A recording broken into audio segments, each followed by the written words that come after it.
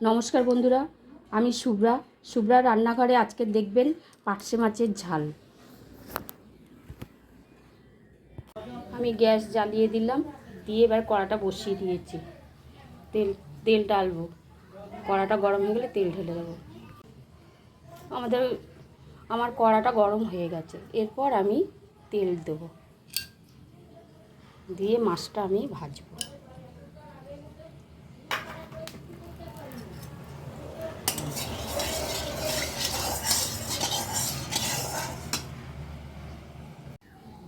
এইবারে আমি একে একে মাছগুলো আমি দিয়ে দেবো।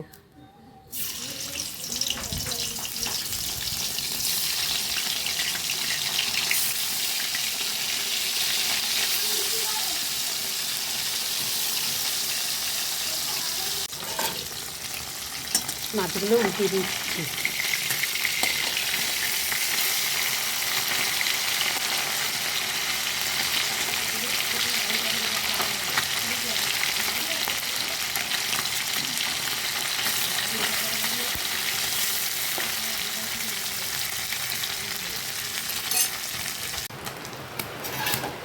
আমাদের মাছগুলো ভাজা হয়ে গেছে, তুলে ফেলছি।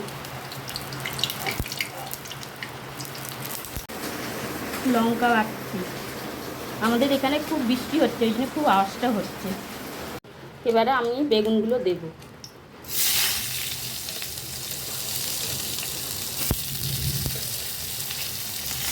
বেগুনটা দিয়ে মাছটা ঝাল করব।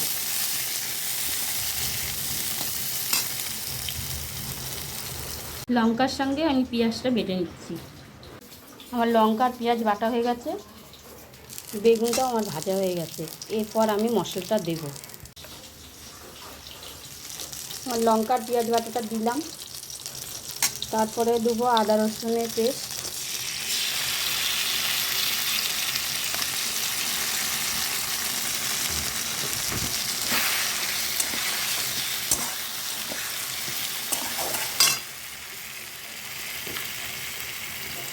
এরপর দেবো একটু লবণ সামান্য,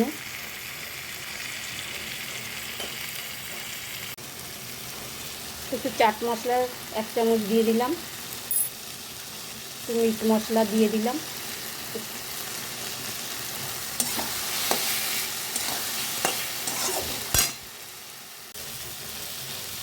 1 চামচ হলুদের গুঁড়ো দিলাম। সব দিয়ে কষবো।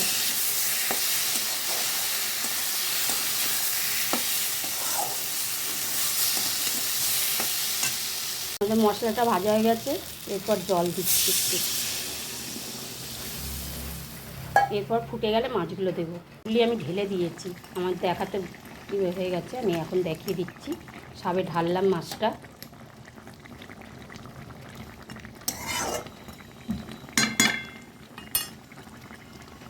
আমার মাছের ঝালটা হয়ে গেছে, এরপর আপনাদের দেখিয়ে দেবো ঢেলে।